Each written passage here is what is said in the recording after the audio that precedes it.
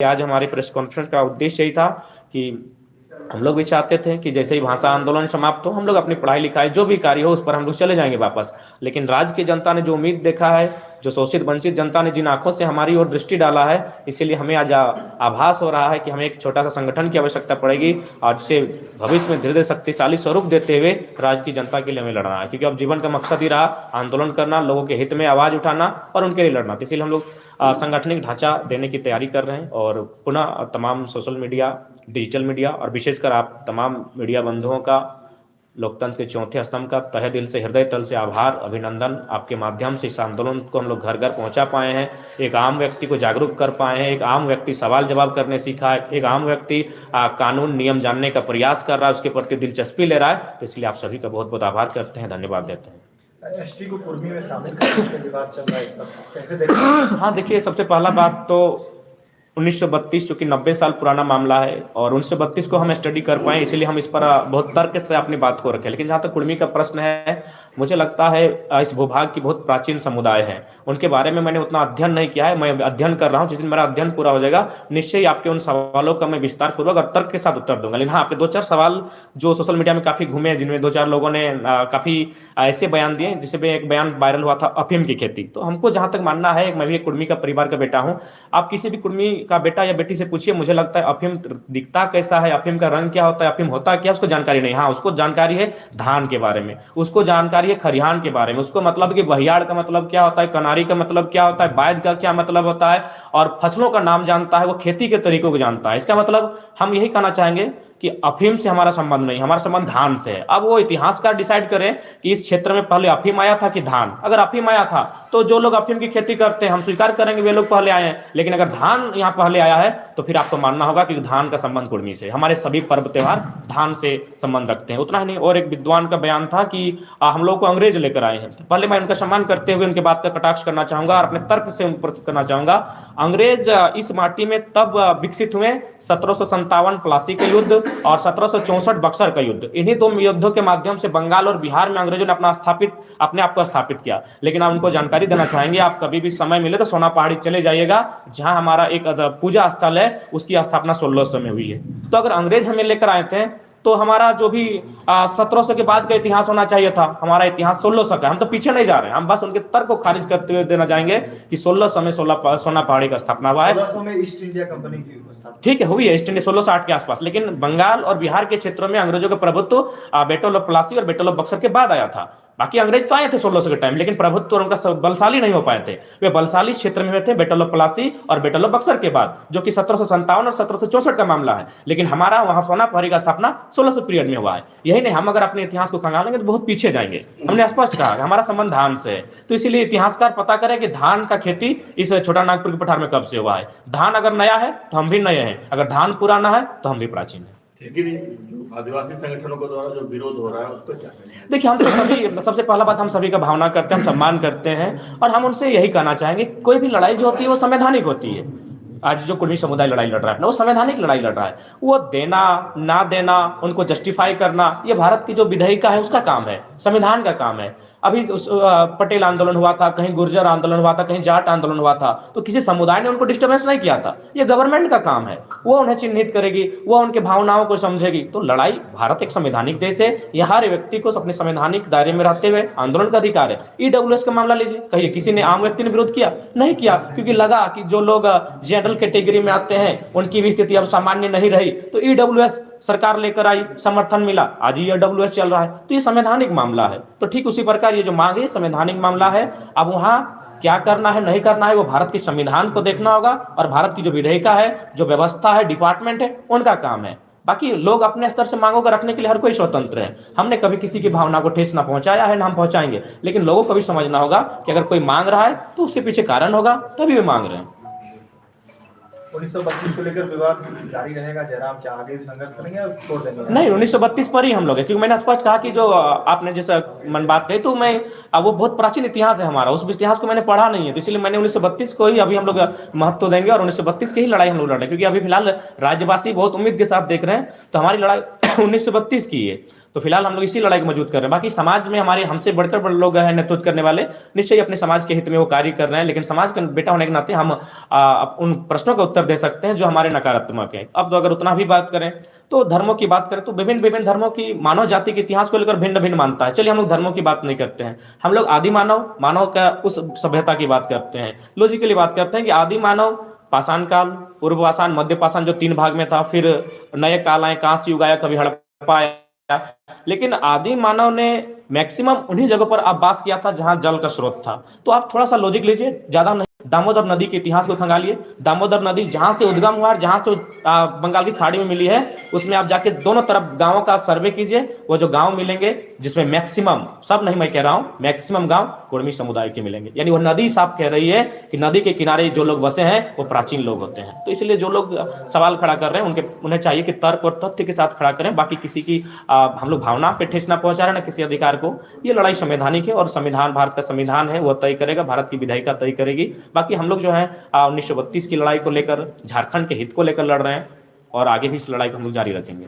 जनाब, आप नहीं मानते कि काफी देर हो चुका है इस मांग को लेकर, पहले ही करनी चाहिए? देखिए मांग तो हम लोग जब छोटा थे तब से देख रहे हैं कि आंदोलन समय समय पर उठता रहा है, लेकिन चूंकि अब लगा है कि लोगों थोड़ा सा मैंने सोशल मीडिया के माध्यम से लोगों का जुड़ाव एक दूसरे से बहुत नजदीक आया है, तो बीच में जो कम्युनिकेशन गैप था वो धीरे धीरे समाप्त हुआ है। तो इसीलिए मुझे लगता है अब थोड़ा सा जुड़ाव ज़्यादा होने के कारण, लोग एक जगह जमा होने के कारण अब थोड़ा सा आंदोलन व्यापक हो रहे हैं। अभी आप देखिए जो भी चाहे आंदोलन रहे, अभी जूली महतो देखिए हॉस्पिटल में एडमिट है, लेकिन एक दिन में उनका लाखों रुपये कनेक्शन होता है। क्यों? Social media. तो लोग सोशल मीडिया के कारण एक दूसरे के करीब आ रहे हैं। तो इसीलिए जो भी अब आंदोलन होंगे, अगर आप उसको पहले के आंदोलन से तुलना करेंगे तो मुझे लगता है थोड़ी भूल होगी, क्योंकि पहले का दौर अलग था, आज का दौर अलग है। आज सबके हाथों में डिजिटल है, मोबाइल है, और ये बहुत ही आज के डेट में एक हथियार है। जयराम जी, सरकार में बैठे लोग 32 के मामले पर फिर से विचार करने के लिए कह रहे हैं, उसको किस तरह से देख रहे हैं? देखिए, मैं तो मैंने पहले भी मीडिया बंधुओं के सामने इस बात को रखा था कि जो गवर्नमेंट 1932 की बात कैबिनेट में लेकर आई है, वो कहीं ना कहीं जो गवर्नमेंट उथल पुथल चल रहा था, उनके विधायक कलकत्ता में पकड़े जाते हैं पैसे के साथ, तो ईडी का छापा पड़ता है, तो उसी क्रम में जो उथल पुथल राज्य में चल रहा था, उस माहौल को शांत करने के लिए और लोगों की भावनाओं को पुनः अपनी ओर वापस लाने के लिए, अपना मैंने पॉजिटिव थिंक जगाने के लिए 1932 कैबिनेट में लेके आई थी। अगर उनकी मनसा साफ होती तो आज मुझे लगता है एक विशेष सत्र विशेष आहूत किया जाता और उस दिन तय किया जाता, जो कैबिनेट में प्रस्ताव था उसे विधानसभा में पारित किया जाता और फाइनली उसे महामहिम राज्यपाल के पास भेजा जाता, फिर वह संसद भवन तक पहुंचता। लेकिन कहीं ना कहीं मनसा में खोट है, तभी तो आज विलंब हो रहा है। अगर मनसा में खोट नहीं है तो उन्हें विलंब नहीं करना चाहिए। और रहा सवाल, आज के दौर में आपको यह परिभाषा करना होगा, स्थानीय नीति बहुत अनिवार्य है, नियोजन नीति अनिवार्य है, खनन नीति अनिवार्य है, विस्थापन तमाम नीतियां अनिवार्य है, नहीं तो आने वाले 20 सालों में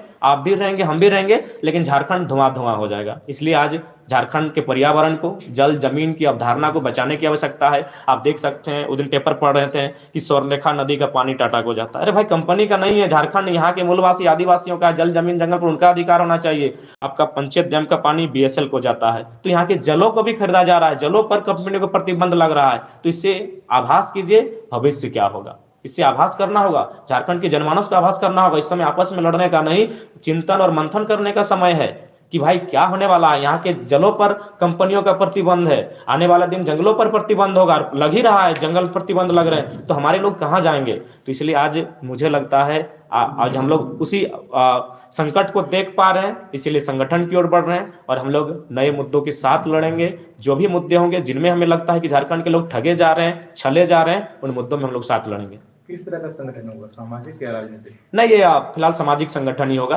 क्योंकि हम लोग राजनीतिक सामर्थ्य नहीं रख पाएंगे अभी। राजनीतिक संगठन बनाने के लिए आप उसके लिए विशेष होता है, लेकिन हम लोग सामाजिक संगठन ही रखेंगे। और हम लोग तो चाहेंगे कि जो सरकार जो नीतियों की बात करके सत्ता में आई है, उसी को घेरते हुए उन्हें बैकफुट पर लाकर नीतियां बनाने पर मजबूर करें। इसीलिए हम लोग अपने शक्तिशाली सामाजिक संगठन की ओर हम लोग अग्रसर हैं। तो क्या झारखंड पूंजीपतियों के हाथ में जा रहा है, निजीकरण हावी है झारखंड में? हाँ बिल्कुल, आप देख सकते हैं निजीकरण भी हावी हो रहा है, पूंजीपतियों के चंद मुट्ठी पर लोग के हाथों में झारखंड जा रहा है। तो इसीलिए फिर से आवश्यकता है सांगठनिक ढांचा बनाकर पहले कलम पेपर के साथ लड़ा जाए। और निश्चय आप देख सकते हैं, अगर आप बात करें तो झारखंड के क्षेत्र में एक खनन नीति बहुत प्रभावित करती है, लेकिन मुझे लगता है खनन नीति पर राज्य को भी सोचना चाहिए और देश को भी सोचना चाहिए। जिस प्रकार मेघालय और मिजोरम में कोऑपरेटिव सोसाइटी के माध्यम से कोयला का खनन किया जाता है, फाइनली सरकार को 120 रुपया से 180 रुपये प्रति रेवेन्यू दिया जाता है, उस प्रकार की व्यवस्था झारखंड में हो। इससे क्या होता है, आम व्यक्ति खुशहाल होगा, इसमें मैक्सिमम लोगों को प्रॉफिट मिलेगा। लेकिन अगर आप चंद मुट्ठी भर कंपनियों को देते हैं तो मिनिमम लोगों को प्रॉफिट मिलता है। देखिए, विजन के साथ अगर सरकार चलेगी ना तो राज्य बहुत खुशहाल होगा। तो इसलिए मेरा मानना, मेरा ही नहीं, भारत का संविधान भी कहता है, भारतीय संविधान अनुच्छेद 39B भी कहता है कि राज्य की भौतिक संपदाओं पर जन समुदाय का अधिकार होगा। लेकिन यहाँ देख रहे हैं राज्य का अधिकार है, यहाँ बड़ी बड़ी कंपनियों का अधिकार है। सुप्रीम कोर्ट 2013 8 जुलाई को भी स्टेटमेंट देती है कि खनिज का मालिक रैयत को होना चाहिए, लेकिन अभी तक इंप्लीमेंट नहीं हो पा रहा है। तो इसलिए मुझे लगता है आज अगर देश की और राज्य की अगर व्यवस्था को सुधारना है, खासकर देखिए पूंजीवाद का विरोधी कोई नहीं हो सकता है, क्योंकि आपके हाथ में जो मोबाइल है वो पूंजी का रूप है, हमारी जेब में जो मोबाइल वो पूंजीवाद का रूप है। लेकिन उसमें एक नियंत्रण होना चाहिए, उसमें एक मानवता होनी चाहिए। मानवता को तार तार करके आप पूंजीवाद को विकसित नहीं कर सकते हैं, अर्थव्यवस्था को आगे नहीं बढ़ा सकते हैं, और ना ही आप शहरीकरण की ओर बढ़ सकते हैं। विस्थापन की बात आती है या उद्योग की बात आती है, निश्चय ही सरकार उद्योग बसाएगी, उद्योग से रेवेन्यू जाएगा, उसी रेवेन्यू से राज्य चलेगा। लेकिन प्रश्न उठता है कि उद्योग कहां बसने चाहिए? उद्योग बसने चाहिए, पहली प्राथमिकता उन बंजर जमीनों पर बसने चाहिए जहां खेती ना हो।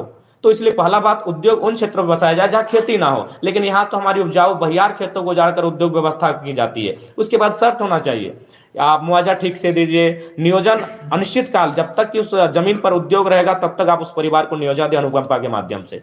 और अगर ये चीजें नहीं होगी तो मुझे लगता है ऐसे उद्योग की झारखंड को आवश्यकता नहीं है जो झारखंडियों को पलायन करने पर, विस्थापन करने पर मजबूर करेगी। तो इसलिए आज गवर्नमेंट को मानवता के नाते, जो भी गवर्नमेंट है, देश की हो या राज्य की हो, उन्हें अगर वास्तव में भारत को विश्व गुरु बनाना है, झारखंड को सुखी संपन्न बनाना है, तो यहाँ दिमाग से बनता है, बतौलेबाजी से नहीं बनता है। आपके पास विजन क्या है, आपके पास विस्थापन की नीति क्या है, आपके पास पुनर्वास नीति क्या है? जब तक इसको जस्टिफाई नहीं करेंगे इस राज्य का कल्याण नहीं हो सकता है। और मेरा मानना है कि आज विशेषकर पढ़े लिखे युवाओं को थोड़ा सा नेतृत्व करने की दरकार है, उन्हें भी सोचना होगा। रोजगार की बात आती है, सही बात है, गवर्नमेंट सेक्टर में अगर नहीं है तो आप किस सेक्टर में जा सकते हैं? झारखंड में पर्यटन को बढ़ावा दे सकते हैं, झारखंड में आप कृषि को बढ़ावा दे सकते हैं। झारखंड के किसानों के पास एक फसल है, धान। अगर दूसरी फसल की ओर जाएंगे तो निश्चय ही पलायन रुकेगा। जो लोग गुजरात, सूरत, महाराष्ट्र में जा रहे हैं, 5-10 हजार रुपए कमा रहे हैं, अगर पानी की व्यवस्था, पानी तो है ही हमारे नदियों में, तालाबों में, बस उसे अगर व्यवस्थित ढंग से अगर उन तक पहुंचाया जाए और धान के बाद और एक फसल दे दी जाए किसानों को, तो मुझे लगता है बहुत अच्छा विकास हो सकता है इस राज्य का। और बहुत सारी नीतियां हैं, सरकारी पर्यटन है, अभी देख सकते हैं जाके सरकारी बसों की क्या स्थिति है। सभी निजी, अगर कोई कंपनी चलाती है तो अच्छा से बस चलता है, लेकिन जैसे सरकार उसको अपने अंदर लेती है तो कहीं ना कहीं वो डैमेज हो जाती है। तो ऐसे दर्जनों चीजें हैं जिन पर अगर गवर्नमेंट थोड़ा सा एक दिन थिंक टैंक के साथ बैठ के चर्चा करे तो इस राज्य की कायाकल्प कर सकती है। और विशेषकर जो अर्थव्यवस्था है, विशेषकर जो पलायन है, जो युवाओं की जो नाराजगी है, उसे दूर किया जा सकता है। लेकिन बैठे तो इन्हें बैठने का फुर्सत तो मिले। ये बैठ कहाँ रहे? ये तो गेतल डैम घूमने जा रहे हैं, तो ये तो एरोप्लेन अब मैंने 2 करोड़ का टेंडर निकाले हैं घूमने के लिए, मौज मस्ती करने के लिए। बैठकर अगर चिंतन करेंगे तो मुझे लगता है ये राज्य बहुत खूबसूरत राज्य है, ये राज्य वास्तव में खूबसूरत नजर आएगा। लेकिन इन्हें ज्यादा से ज्यादा किस प्रकार खनन करना है, ज्यादा से ज्यादा किस प्रकार रॉयल्टी लेनी है और केवल अपना पूंजी भरना है, उसी पर चर्चा कर रहे हैं। तो आज मेरा मानना है आज राज्य को एक बहुत गंभीर स्थिति में राज्य है और धड़ल्ले से बाहरी राज्यों के लोगों को, यहाँ की नौकरियों को भी बेचा जा रहा है। अभी हम लोग पिपरवार गए थे सभा के लिए, जो कोलियरी क्षेत्र है, एशिया का सबसे बड़ा कोल माइंस वहाँ आता है। लेकिन वहाँ क्या कंडीशन है कि जिनकी जमीनें हैं उनकी जमीनों को मैंने गलत तरीके से अगला को रिप्रेजेंट किया जाता है और उनको नौकरी दी जाती है। जहां 99 साल का लीज था उसे 999 किया जा रहा है। तो आम व्यक्ति पूरी तरह से हताश है। राज्य की बात करें या देश की बात करें, पूरी तरह से चंद मुट्ठी भर लोगों के हाथों में देश की राज्य की सारी संपदा अधीन हो रही है। इसलिए आज आवश्यकता है एक ऐसे सोच की, एक ऐसे विचार की जो वास्तव में एक आम व्यक्ति तक लाभ हो। जो भगत सिंह ने भी कहा था, आजादी हम तो गौरव से छीन लेंगे, लेकिन गांव गरीब किसान तक पहुंच पाएगी कि नहीं, एक बहुत बड़ा प्रश्न होगा। आज बड़ा प्रश्न है, गांव तक जाके देखिए आजादी नहीं पहुंची है। गांव का व्यक्ति आज भी बदहाल है, आज भी प्रताड़ित है, आज भी शोषित है। और कोई सवाल? पुनः